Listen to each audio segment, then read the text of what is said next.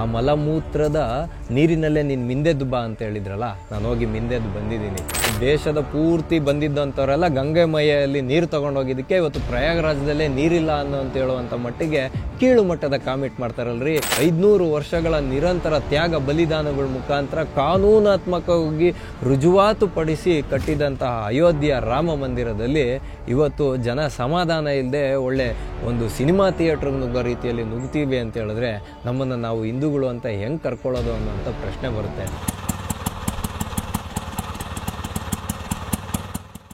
TV ವಿಕ್ರಮದ ಸಮಸ್ತ ವೀಕ್ಷಕರಿಗೆ ಆಟೋವಾಲಾ ಕಾರ್ಯಕ್ರಮಕ್ಕೆ ಆತ್ಮೀಯವಾದ ಸ್ವಾಗತ. ನಾನು ನಿಮ್ಮ ಜಯಂತ್ ಪಾಂಡೆ.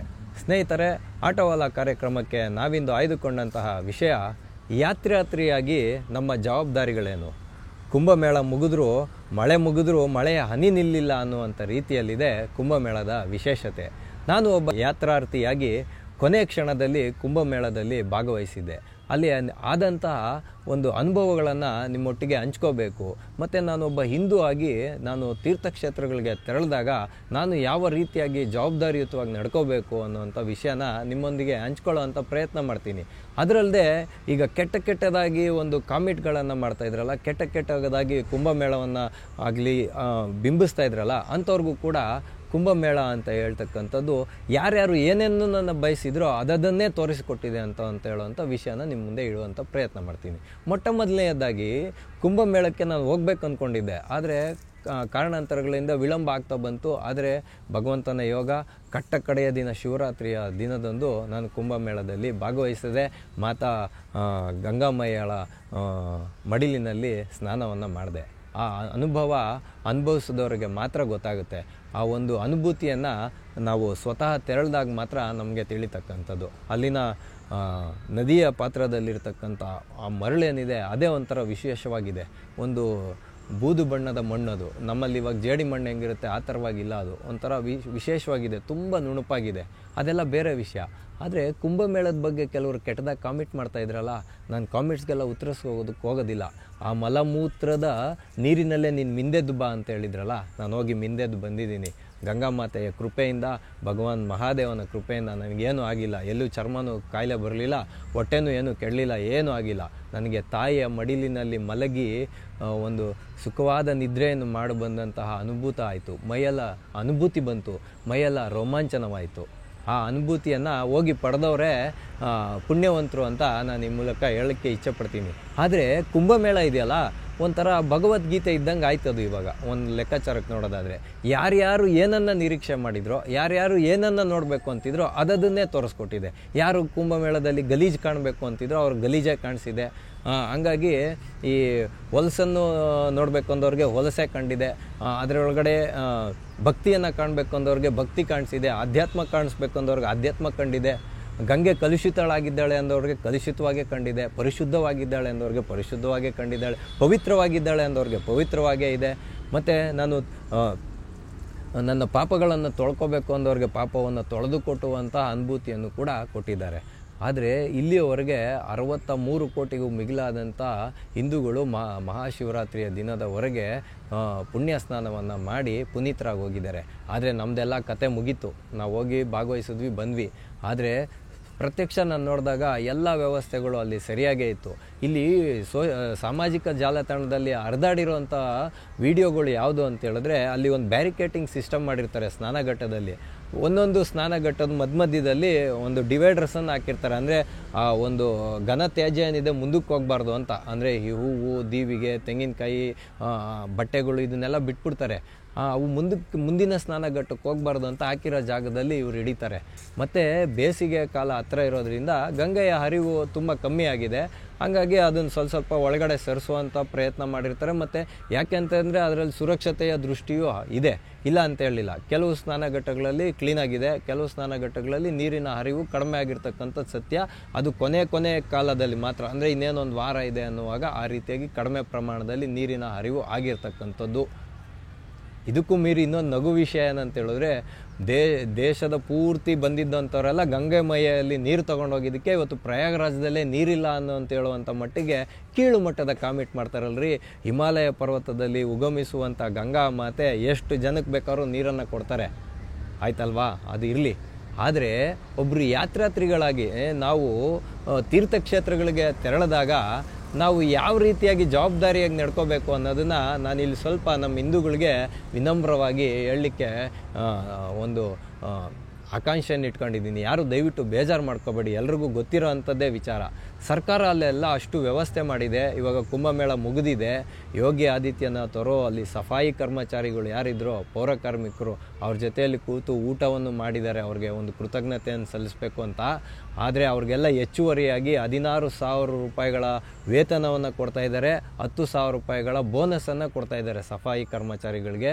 ಮತ್ತು ಯಾರು ಅಲ್ಲಿ ಆರಕ್ಷತೆ ಅಂದರೆ ಈಗ ಪೊಲೀಸರು ಏನು ಇದ್ದರು, ಹೋಮ್ ಗಾರ್ಡ್ ಇರ್ಬೋದು, NCC ಅವ್ರು ಇರ್ಬೋದು, ಇವ್ರಿಗೆಲ್ರಿಗೂ ಕೂಡ 10,000 ರೂಪಾಯಿಗಳ ಬೋನಸನ್ನು ಕೊಡೋದ್ರ ಮುಖಾಂತರ ಒಂದು ವಾರದವರೆಗೆ ರಜಾದಲ್ಲಿ ಅವ್ರು ಇರಬೇಕು. ಅಂದರೆ ಒಂದು ಅವರು ರಿಲ್ಯಾಕ್ಸ್ ಮೋಡ್ಗೆ ಬರಲಿ ಅಂತ ಹೇಳೋದಕ್ಕೋಸ್ಕರ ಅವ್ರಿಗೆ ಇದನ್ನು ವ್ಯವಸ್ಥೆಯನ್ನು ಮಾಡಿಕೊಟ್ಟಿದ್ದಾರೆ.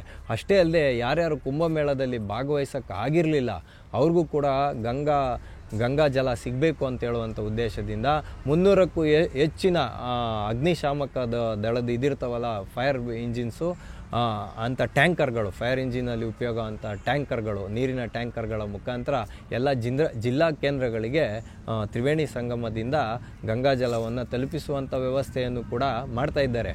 3 ಲಕ್ಷ ಕೋಟಿ ರೂಪಾಯಿಗೂ ಮಿಗಿಲಾದಂಥ ವಹಿವಾಟನ್ನು ಕುಂಭಮೇಳ ನಡೆಸಿರ್ತಕ್ಕಂಥದ್ದು. ಎಲ್ಲ ಸ್ಟೇಟ್ ಗೌರ್ಮೆಂಟ್ಗಳು, ರಾಜ್ಯ ಸರ್ಕಾರಗಳು ಹೇಳ್ಬೋದು, ವಿರೋಧವನ್ನು ವ್ಯಕ್ತಪಡಿಸ್ಬೋದು. ಆದರೆ ಒಂದೊಂದು ಕಾರು ಅವರ ರಾಜ್ಯವನ್ನು ತೆರಳಿ ಇನ್ನೊಂದು ರಾಜ್ಯಕ್ಕೆ ಹೋಗುವಾಗ ಡೀಸೆಲನ್ನು, ಪೆಟ್ರೋಲನ್ನು ಫಿಲ್ ಮಾಡಿರ್ತಾರಲ್ವ, ಅವಾಗಾದ್ರೆ ಅವ್ರು ಸೆಸ್ ಕಟ್ಟಿರ್ತಾರಲ್ಲ, ಅದು ಆಯಾ ರಾಜ್ಯ ಸರ್ಕಾರಗಳಿಗೆ ಬಂದಿದ್ದ ಆದಾಯ ಅಲ್ವೋ ಅನ್ನೋಂಥ ವಿಷಯನ ಕೂಡ ಮುಂದೆ ಇಟ್ಕೊಬೋದು ಇವರು. ಈಗ ನಾವು ನಿಜವಾದ ವಿಚಾರಕ್ಕೆ ಬರೋಣ. ಕಾಶಿಯಲ್ಲಿರ್ಬೋದು, ಅಯೋಧ್ಯೆಯಲ್ಲಿರ್ಬೋದು, ಅಥವಾ ಪ್ರಯಾಗ್ರಾಜದಲ್ಲಿರ್ಬೋದು, ಎಲ್ಲೇ ನಾವು ತೀರ್ಥಕ್ಷೇತ್ರಗಳಿಗೆ ತೆರಳಿದಾಗ ನಮ್ಮ ಕೆಲವು ಧರ್ಮ ಕರ್ತವ್ಯಗಳನ್ನು ನಾವು ಪಾಲಿಸಬೇಕು. ನಾವು ಹೋಗಿರ್ತಕ್ಕಂಥದ್ದು ಏನಕ್ಕೋಸ್ಕರ? ಗಂಗಾ ಮಾತೆಯಲ್ಲಿ ಮಿಂದೇಳಬೇಕು, ಅಥವಾ ಅಯೋಧ್ಯೆ ರಾಮಲಲ್ಲನ ದರ್ಶನ ಮಾಡಬೇಕು, ಕಾಶಿ ವಿಶ್ವನಾಥನ ದರ್ಶನ ಮಾಡಬೇಕು ಅಂತ ತಾನೇ ನಾವು ಹೋಗಿರ್ತೀವಿ ನಮ್ಮೆಲ್ಲ ಕೆಲಸ ಕಾರ್ಯಗಳನ್ನು ಬದಿಗಿಟ್ಟು. ಆದರೆ ಅಲ್ಲಿ ಹೋದಾಗ ನಮ್ಗೆ ಏನಾಗುತ್ತೋ ಗೊತ್ತಿಲ್ಲ, ನೂಕುನುಗ್ಲು ಮಾಡ್ತಕ್ಕಂಥದ್ದು, ಕ್ಯೂಗಳಲ್ಲಿ ಒಬ್ರನ್ನೊಬ್ಬರು ತಳ್ಳಾಡ್ತಕ್ಕಂಥದ್ದು.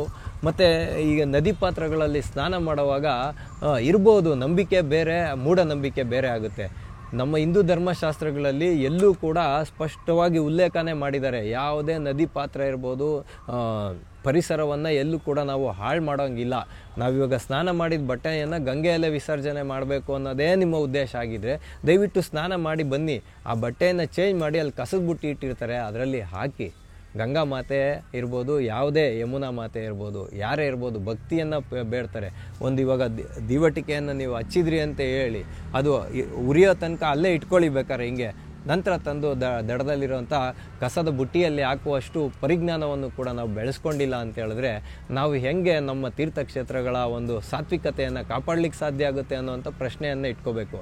ಮತ್ತು ದರ್ಶನಕ್ಕೆ ಹೋಗ್ತೀವಿ, ದೇವಸ್ಥಾನದಲ್ಲಿ ಕ್ಯೂ ನಿಲ್ಲಿಸಿರ್ತಾರೆ, ಅದು ಸಿಂಗಲ್ ಕ್ಯೂ ಇರುತ್ತೆ, ಒಬ್ಬ ಮನುಷ್ಯ ಹೋಗೋವಂಥದ್ದು. ಅದರಲ್ಲಿ ಕೂಡ ನುಗ್ದಕ್ಕಂಥದ್ದು, ಒಬ್ರನ್ನೊಬ್ರು ತಳ್ಳಾಡ್ತಕ್ಕಂಥದ್ದು, ಅಲ್ಲಿ ವಾಗ್ವಾದಗಳಿಗೆ ದಾರಿ ಮಾಡಿಕೊಡ್ತಾರೆ. ಅದ್ರ ಬದಲು ನಿಧಾನವಾಗಿ ಜಪವನ್ನು ಮಾಡ್ತಾ ಭಕ್ತಿಯಿಂದ ಒಂದು ಸಮಾಧಾನವಾಗಿ ಹೋದಾಗ ಯಾವುದೇ ರೀತಿಯಾದಂಥ ಅಡ್ಡಿ ಆತಂಕಗಳಿಲ್ಲದೆ ನಾವು ಹೋಗ್ಬೋದು ಮತ್ತು ದರ್ಶನವನ್ನು ಪಡಿಬೋದು. ಅಲ್ಲಿ ಕೂಡ ಇನ್ಫ್ಲೂಯೆನ್ಸ್ಗಳನ್ನು ತರತಕ್ಕಂಥದ್ದು ಎಲ್ಲವನ್ನು ಮಾಡ್ತಕ್ಕಂಥದ್ದು ನೋಡ್ತಾ ಇದ್ದೀವಿ. ಇದು ಆಗಬಾರ್ದಾಗಿತ್ತು. ಮತ್ತು ಅಯೋಧ್ಯೆ ರಾಮ ಮಂದಿರ ನಮಗೆಲ್ಲ ಅಷ್ಟೊಂದು ಇದಾಗೋಯ್ತೇನ್ರಿ, ನಮಗೆಲ್ಲ ಎಷ್ಟೆಲ್ಲ ಹೋರಾಟ ಮಾಡಿ 500 ವರ್ಷಗಳ ನಿರಂತರ ತ್ಯಾಗ ಬಲಿದಾನಗಳ ಮುಖಾಂತರ ಕಾನೂನಾತ್ಮಕವಾಗಿ ರುಜುವಾತುಪಡಿಸಿ ಕಟ್ಟಿದಂತಹ ಅಯೋಧ್ಯೆಯ ರಾಮ ಮಂದಿರದಲ್ಲಿ ಇವತ್ತು ಜನ ಸಮಾಧಾನ ಇಲ್ಲದೆ ಒಳ್ಳೆ ಒಂದು ಸಿನಿಮಾ ಥಿಯೇಟ್ರಿಗೆ ನುಗ್ಗೋ ರೀತಿಯಲ್ಲಿ ನುಗ್ತೀವಿ ಅಂತ ಹೇಳಿದ್ರೆ ನಮ್ಮನ್ನು ನಾವು ಹಿಂದೂಗಳು ಅಂತ ಹೆಂಗೆ ಕರ್ಕೊಳ್ಳೋದು ಅನ್ನೋಂಥ ಪ್ರಶ್ನೆ ಬರುತ್ತೆ. ನಾನು ಹೋಗಿದ್ದ ದಿನ ಅಯೋಧ್ಯೆಯಲ್ಲಿ 1.5 ಕೋಟಿಗೂ ಮಿಗಿಲಾದಂಥ ಜನ ಇದ್ದರು. ಆದರೆ ಅಲ್ಲಿ ಎಷ್ಟು ವ್ಯವಸ್ಥೆಗಳು ಎಷ್ಟು ಸರಿಯಾಗಿ ಮಾಡಿದ್ದಾರೆ ಅಂದರೆ ಪಾದರಕ್ಷೆಗಳನ್ನು ಇಡೋದಕ್ಕೆ ಉಚಿತವಾದ ಕೌಂಟ್ರುಗಳನ್ನು ಕೂಡ ಮಾಡಿದ್ದಾರೆ. ಅದನ್ನೂ ಧಿಕ್ಕರಿಸಿ ಮೊಬೈಲ್ಗಳನ್ನು ತೊಗೊಂಡೋಗಿ ಲೈವ್ ಶೋ ಮಾಡ್ತಾ ಇದ್ದೀರಾ ನೀವೆಲ್ಲ. ದಯವಿಟ್ಟು ಈ ರೀತಿಯಾಗಿ ಯಾರು ಮಾಡಬೇಡಿ. ಕ್ಯೂವಲ್ಲಿ ತಳ್ಳಾಡ್ತಕ್ಕಂಥ ನೂಕಾಡ್ತಕ್ಕಂಥ ಕೆಲಸಗಳನ್ನು ಮಾಡಬೇಡಿ. ಯಾಕೆ ಅಂತ ಹೇಳಿದ್ರೆ ನಮ್ಮ ಸಂಸ್ಕೃತಿ ಪರಂಪರೆ ನಮ್ಮ ಧರ್ಮವನ್ನು ನಾವೇ ಕಾಪಾಡಬೇಕು. ಹಾಗಾಗಿ ಇವತ್ತು ಸಾಮಾಜಿಕ ಜಾಲತಾಣ ಇರ್ಬೋದು, ಪತ್ರಿಕೆಗಳಲ್ಲಿರ್ಬೋದು ಹಲವಾರು ಜನ ನೆಗೆಟಿವ್ ಕಾಮೆಂಟ್ಸ್ ಮಾಡ್ತಾರಲ್ಲ, ಅಂಥವ್ರಿಗೆಲ್ಲ ನೋಡಿ ಇಂಥದ್ದೇ ಸಿಕ್ಕೋದು ಕಂಟೆಂಟ್ಗಳಾಗಿ. ನಾವು ಮಾಡೋವಂಥ ಇಂಥ ಸಣ್ಣದಾದಂಥ ತಪ್ಪುಗಳಿದೆಯಲ್ಲ ಇವುಗಳನ್ನೇ ಹಿಡ್ಕೊಂಡು ದೊಡ್ಡ ಮಟ್ಟದ ಪ್ರಚಾರವನ್ನು ಮಾಡ್ತಾರೆ. ಹಾಗಾಗಿ ಮೊಬೈಲ್ಗಳನ್ನು ಇಟ್ಬಿಟ್ಟು ಹೋಗ್ಬೋದು. ನಾವು ಎಲ್ಲಿ ತಂಗಿರ್ತೀವೋ ಆ ಜಾಗದಲ್ಲಿ ಮೊಬೈಲನ್ನು ಇಟ್ಬಿಟ್ಟು ಹೋಗ್ಬೋದು. ಅಯೋಧ್ಯೆ ರಾಮ ಮಂದಿರದಲ್ಲಿ ಬಿಟ್ಟಿದ್ದಾರೆ ತತ್ಕಾಲಕ್ಕೆ. ಏನಕ್ಕೆ ಅಂದರೆ ಎಷ್ಟೋ ಜನಕ್ಕೆ ರಾಮಲಲ್ಲನ ದರ್ಶನ ಆಗಿಲ್ಲ ಅಂತ ಬಿಟ್ಟಿದ್ದಾರೆ. ಆದರೂ ಕೂಡ ಅಲ್ಲೂ ಕೂಡ ಸಮಾಧಾನವಾಗಿ ನೀವು ರೆಕಾರ್ಡ್ ಮಾಡ್ಕೊಂಡು ಬನ್ನಿ. ಒಬ್ಬರನ್ನೊಬ್ಬರು ತಳ್ಳಾಡುವಂಥ ನೂಕಾಡುವಂಥ ಪ್ರಯತ್ನ ಮಾಡಬೇಡಿ. ಸಾವಿರಾರು ಕಿಲೋಮೀಟ್ರ್ಗಳ ಜರ್ನಿ ಮಾಡಿ ಹೋಗಿರ್ತಾರೆ, ಪ್ರಯಾಣವನ್ನು ಮಾಡಿ ಹೋಗಿರ್ತಾರೆ. ಅಂತಿಮ ಕ್ಷಣದಲ್ಲಿ ನೀವು ದುಡ್ಬಿಟ್ರೆ ಆ ಹೋಗಿರತಕ್ಕಂಥ ಇನ್ನೊಬ್ಬ ಭಕ್ತನಿಗೆ ಆ ದೇವರ ದರ್ಶನವೇ ಸಿಗೋದಿಲ್ಲ. ಅಂಥ ಒಂದು ಪಾಪ ಕೃತ್ಯದಲ್ಲಿ ನೀವು ಭಾಗಿಯಾಗಬೇಡಿ. ಯಾರೇ ಆದ್ರೂ ಎಲ್ಲರಿಗೂ ಅವಕಾಶವನ್ನು ಮಾಡಿಕೊಡಿ. ಮುಂದೆ ಇರತಕ್ಕಂಥ ವ್ಯಕ್ತಿ ದರ್ಶನವನ್ನು ಪಡೆದು ಪಕ್ಕಕ್ಕೆ ಹೋದ್ಮೇಲೆ ನೀವು ಹೋಗಿ. ಆದರೆ ಅಲ್ಲೆಲ್ಲ ತಳ್ಳಾಟ ನೂಕಾಟ ಮಾಡ್ಕೊಳ್ಬೇಡಿ. ಯಾಕೆ ಅಂತ ಹೇಳಿದ್ರೆ ಅಲ್ಲಿನ ಸ್ಥಳೀಯ ಆಡಳಿತಗಳು ಸರಿಯಾದ ರೀತಿಯಲ್ಲೇ ಎಲ್ಲ ವ್ಯವಸ್ಥೆಗಳನ್ನು ಮಾಡಿರ್ತವೆ. ಆದರೆ ನಮ್ಮ ಅಜಾಗರೂಕತೆಯಿಂದ ನಾವು ಈ ರೀತಿ ತಳ್ಳಾಟ ನೂಕಾಟ ಮಾಡೋದ್ರಿಂದನೇ ಕಾಲ್ತುಳಿತಗಳಿರ್ಬೋದು, ಇನ್ನು ಮುಂತಾದಂಥ ಅವಘಡಗಳು ಸಂಭವಿಸ್ತವೆ ಅನ್ನೋದು ಮೇಲ್ನೋಟಕ್ಕೆ ಕಂಡುಬರುತ್ತೆ.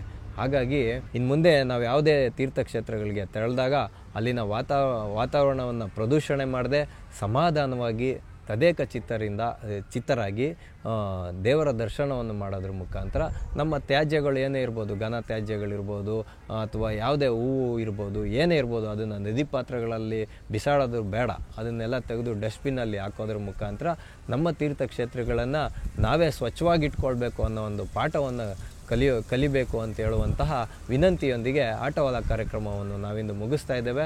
ಮುಂದೆ ಇಂತಹದ್ದೇ ಒಂದು ಕುತೂಹಲಕಾರಿಯಾದ ವಿಷಯದೊಂದಿಗೆ ನಾವೆಲ್ಲರೂ ಮತ್ತೆ ಭೇಟಿಯಾಗೋಣ.